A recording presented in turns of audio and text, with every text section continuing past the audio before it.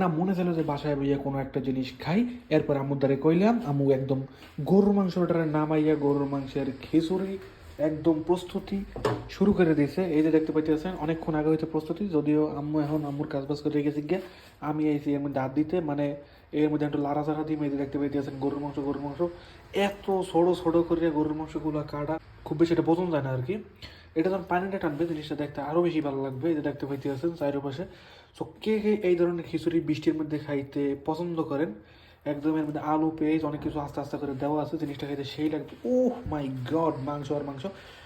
তো যাই হোক, এই জিনিসটা যখন পানিটা আরও টানবে, চালটা যখন একদম ঠিকঠাক ফুটবে, তো জিনিসটা দেখতে আরও বেশি ভালো লাগবে। থাও কেউ এরকম ইদারে তো কয়েকদিন ধরে বৃষ্টি, 3-4 দিন ধরে এখন পর্যন্ত বৃষ্টি থামার কোনো নামই নেই।